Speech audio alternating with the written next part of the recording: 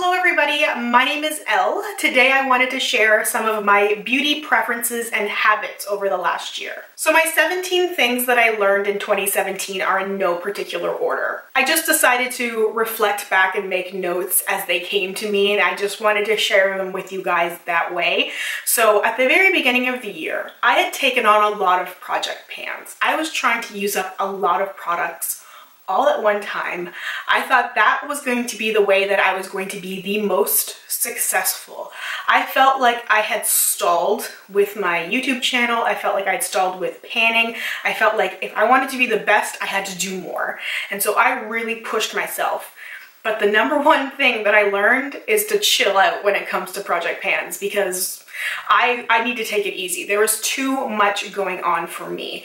Now, for some people it might work, but for me, it just was too much at one time, and I was just not having a good time with it. I was not happy. I was not enjoying the projects. I was not enjoying using products. It was quite miserable, to be honest. I just felt like I was going through the motions, and I just really wasn't learning much anymore. But then I learned I needed to stop, and I'm really glad I did, because I noticed a huge shift in everything once I gave up some of those projects. Not only could I introduce new and different content to my YouTube channel, but I could focus more on other makeup products, and I wasn't so overwhelmed and I wasn't so frustrated. The second thing I discovered is that makeup baskets make for a very, very smart way to declutter things. I only did makeup baskets for a couple of months in 2017, but it was so useful. I ended up decluttering so much stuff because I'd put stuff in this basket that I just hadn't been using or that I wasn't sure of, and then I would try it out and go, you know what, I am gonna get rid of this. Or I could go, I'm gonna pan this. I was able to figure out a lot just from using those products for 30 days. It was amazing. I hadn't done makeup baskets in that way before, and it was so helpful. I'm not a person who's a big fan of declutters because I feel like if you just constantly go through that cycle, you're not going to learn anything. And for me, learning has been the most important part of this journey, so I don't keep repeating the same mistakes over and over again. And what I felt like with decluttering is that I declutter products and then a few months later buy the same thing because I didn't know why I didn't like it. I would just keep buying the same things I didn't like. And now, after doing painting for a couple of years, I've really got a pretty good grasp on the stuff I like and don't like, so I can avoid those products. The third thing is kind of general, and there are a few general things in here, but it's that I don't have to like what everybody else likes. It sounds like absolute common sense, and it is, and I'm sure for some people it's like, yeah, of course, you can like whatever you like.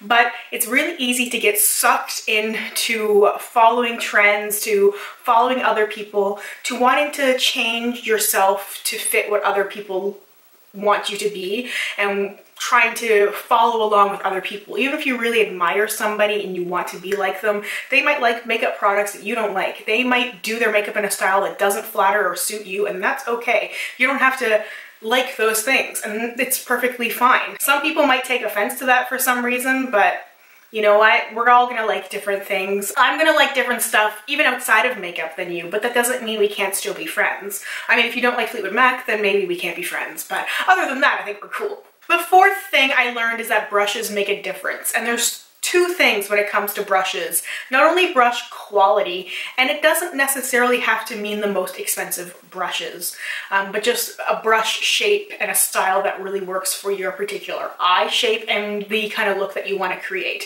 There are certain brushes, certain shapes you need in order to create certain looks. Otherwise, you're going to struggle unless you're incredibly magically talented. You need certain tools, at least from my experience. I also find that keeping my brushes clean has been really helpful, and just cleaning them more often.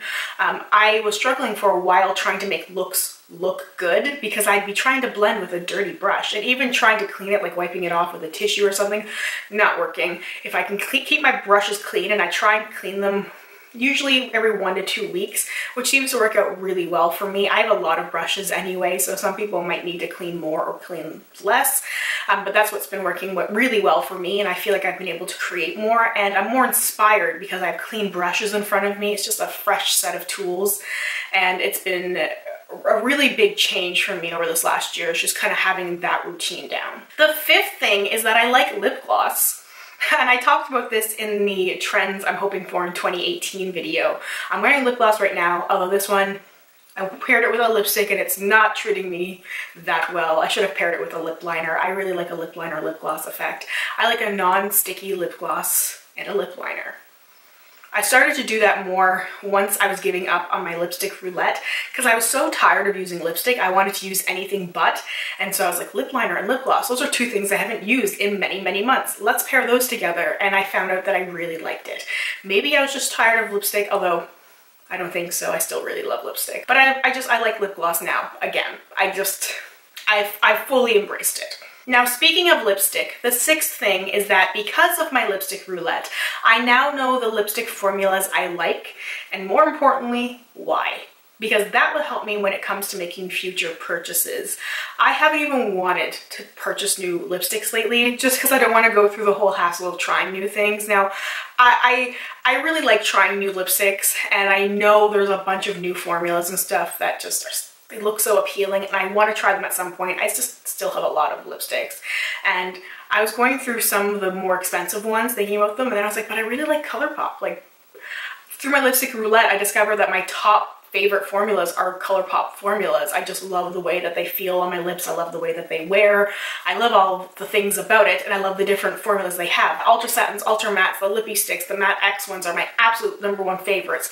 So I know that right now, off the top of my head, I can list off a bunch of different formulas, and I can tell you the pros and cons of it because I spent so many months using them day in and day out. So I feel really good having that arsenal of information up here, and I also kept a spreadsheet and notes and stuff, so I feel really good about my lipstick knowledge in terms of how it works for me. The seventh thing is another general thing, but still I think it's worth mentioning, and that's practice is important. I am a person who feels like a failure if I can't get something right on the very first try. I have quit so many things because I'll do it once and be like, I'm not good at it, so I'm never going to be good at it. Makeup has been one of those things that I've actually stuck with. I've actually practiced, and I'm continuing to get better at it. And it's so nice to see improvement and looking at pictures from a couple of years ago or even old videos and being like, wow, look how far I've come. Yes, I still have a long way to go, but man, I've come really far, and I'm pretty proud of that because I have a habit of giving up on things and giving up on myself pretty easily, and I've stuck with makeup, I've stuck with YouTube, I've stuck with this for so many years now, and it just feels good to have a hobby that I really love. The eighth thing is that some products need to be used in different ways. I really learned this with the Anastasia Subculture palette. I picked it up despite all the terrible reviews because I was really drawn to it and I wanted to try it out for myself. And I'm so glad I did because it really taught me some patience when it came to eye makeup. I still struggle with it now and then. Sometimes it just does not work well for me. But if I take my time, if I'm slow, if I'm not too heavy-handed with my brushes, I can create pretty beautiful looks using just that palette.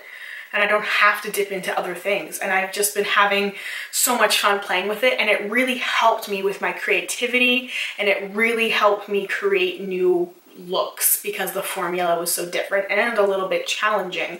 I was used to going really hard with like MAC and Urban Decay eyeshadows because those are the things I was used to, and I still love those eyeshadows and I find them really easy to work with.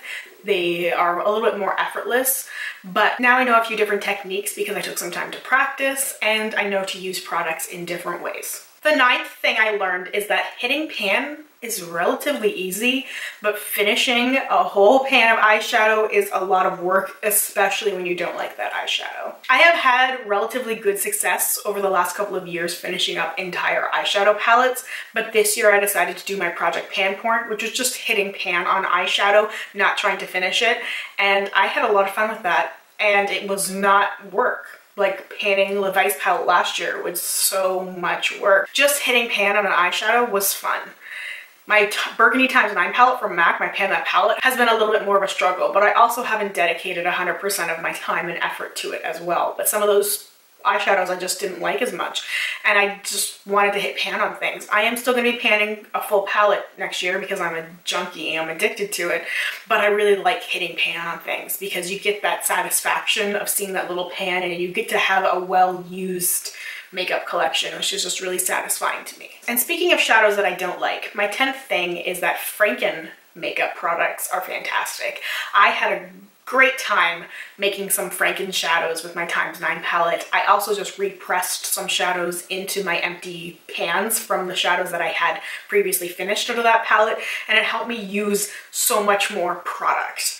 I ended up finishing a few extra shadows throughout the year and just using more things up than I ever thought I would, just from putting that little small effort in to mixing things together or just crushing things up and pressing it into the empty pan. It worked so well to have a highlighter shade, to have a base shade, to have some extra crease shades. Like, it was just such a good thing to do. And creating a Franken shadow, like right now I'm finishing up my #Noir and Amber Lights mashup, and it's such a good combination, and I love what I came up with. And I probably would not have finished #Noir if I hadn't mixed it together. So I'm definitely going to take that knowledge forward with me when it comes to those eyeshadows that I'm not quite sure what to do with in my collection, that I don't quite like. Maybe I can mix it with something else and create a beautiful shadow that I'll really love using. The 11th thing is a little bit personal, but it's just that I don't have to be perfect. And I keep trying to remind myself of that, because I'm never going to impress everybody, and that's going to be the next thing anyway. But sometimes I was obsessing too much over being perfect with makeup, with trying to get like every little detail quite right, just in case somebody like zoomed in and noticed that I hadn't blended something 100%, or that my eyeliner was not perfect, or you know, that everything wasn't perfect. When you're looking at yourself so closely and scrutinizing yourself so closely, it's hard on your self-esteem, especially when it doesn't work. You know, you aren't going to please everybody, because that's my 12th point, is that I'm not going to please everybody when it comes to my personal style, when it comes to makeup things that I like. I've seen people complain about pretty much everything. I've had people tell me that they hate the way my background looks. I've had people tell me they hate my headbands. You know, people will make various comments about parts of my face or my features. It happens all the time, and it doesn't matter what I change, because in one video, if I really structure my eyebrows and spend like an hour trying to shape them, I'll have somebody else say that they prefer it when my eyebrows look more natural. And sometimes when I wear bright, colorful eye looks, people will love it. But then when I wear a neutral look, somebody will say, yes, do only looks like that. That's what looks good on you. Like, you're not gonna please everybody. And that's just a general thing, not just about me, but just you. You know, it sucks. It sucks to hear it, but you're not gonna please everybody. I heard a quote recently that stuck with me that said that you could be the juiciest peach on the tree, but you'll still find somebody who hates peaches. And that just really resonated with me, because you can be everything you wanna be. You might be somebody's favorite thing, but you also might be the thing somebody hates. You know, perhaps that person loves apples but hates peaches, so it doesn't matter how good you are. It doesn't matter how much you try. It doesn't matter what you change. They're still not gonna like you because they don't like peaches. So you, I think we all just need to stop trying to really impress people. I'm such a bad person for this. I slip into it without even realizing I'm doing it, because sometimes I take one piece of criticism or critique too personally, and I feel like I have to apply it, and I don't have to take every piece of advice that every single person gives me, because I just keep bouncing all over the place. Like I said, there's people who don't want me to wear headbands. They don't like when I wear flower crowns. Some people don't like my colorful eyeshadow. Some people don't like when I wear neutrals. Some people don't like when I wear lashes. Some people, you know, it's all over the place. I would never be able to keep everybody happy, so I'm just trying to remember that the best I can, and trying to keep myself happy, and hopefully that will resonate with other people. And I feel like it has, at least a little bit. I have like a really good group of people now, people that I chat with all the time, who leave comments on my videos, who I tweet, who we send snaps back and forth, and it's so much fun to me. And it's because we connect. And it's because I am who I am, and I'm not trying to be somebody else, because if I kept trying to be somebody else, I wouldn't be able to connect with anybody. The 13th thing I've learned this year is that being positive is different than being peppy. So I always try and do my best when it comes to panning, and I always try and give advice to people, but I'm also realistic, and sometimes panning isn't for everybody. Sometimes certain makeup styles and preferences and things just aren't for everybody. And I try to be realistic with that. And I've been trying to just be more positive, but I'm never going to be a sugary, sunshiny person.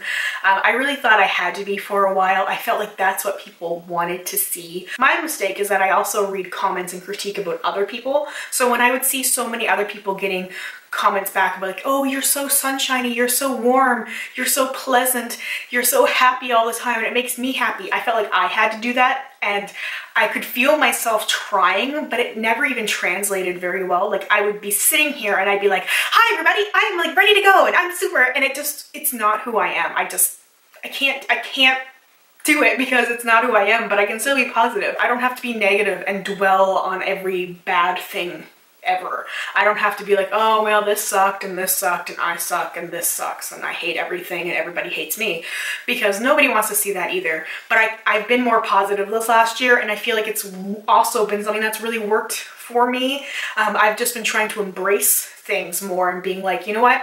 This is how I'm going to do my makeup today. This is what I'm going to do, and I'm going to do it the best that I possibly can, and I'm going to tackle my projects in the best possible way, and I'm just going to try and have a rosier outlook that's still realistic. The 14th thing really helped me a lot in some very strange ways, and that's my love of wigs and also false eyelashes, so basically just fake hair.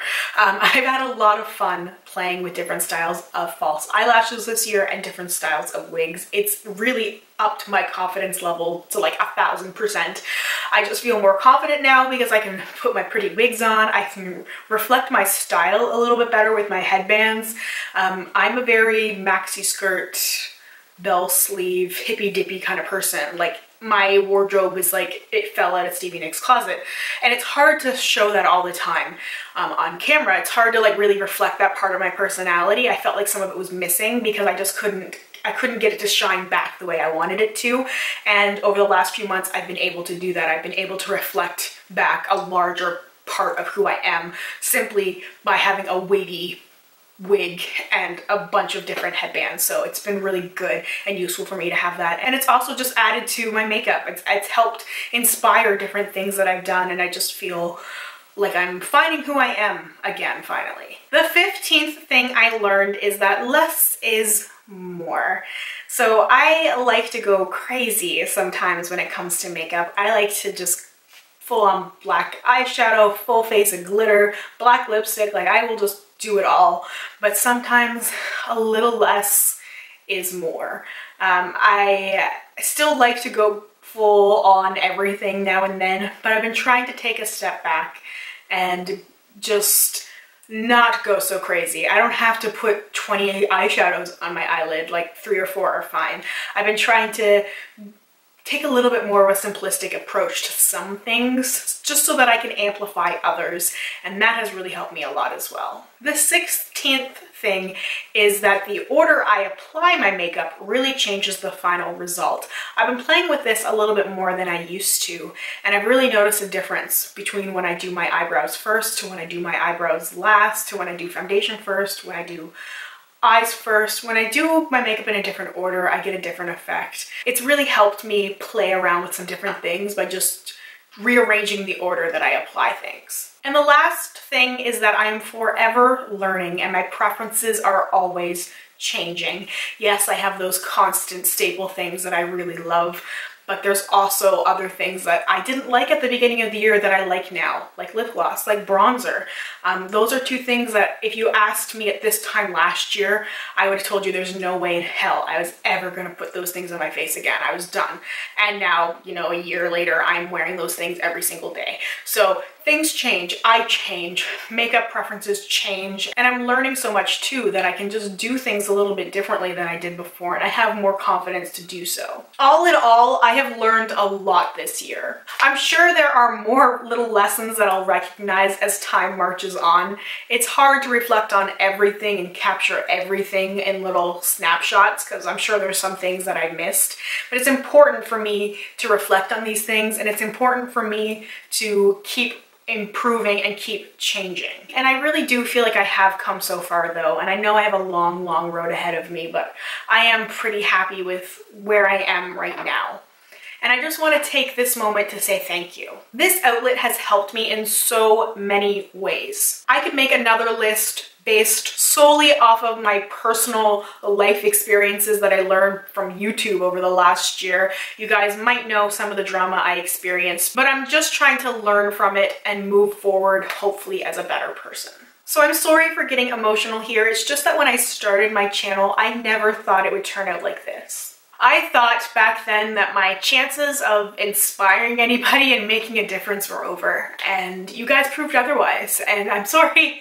Wow, okay, really did not want the waterworks to happen. But anyway, every small change I can inspire in somebody else makes all of this worth it, makes every bit of this worth it. So thank you, truly. That doesn't even feel like a big enough, a significant enough statement to make, but I am so grateful. I'm so appreciative. I just really hope I'll be able to inspire people. I just want to encourage people to use their makeup, to have fun, to play. You know, you don't have to be flawless to have fun. And sometimes I feel like it feels that way in the beauty community. Sometimes like you feel like you can't do certain things because you look a certain way. I just want people to have all the fun they possibly can with their makeup. Do whatever you want and just enjoy it, because makeup is such a fun way to express yourself. So with all that being said, I wish you the very, very best wherever you are. I hope we get a chance to grow together a little bit more in 2018, and I hope I'll get a chance to talk to you soon. Bye for now.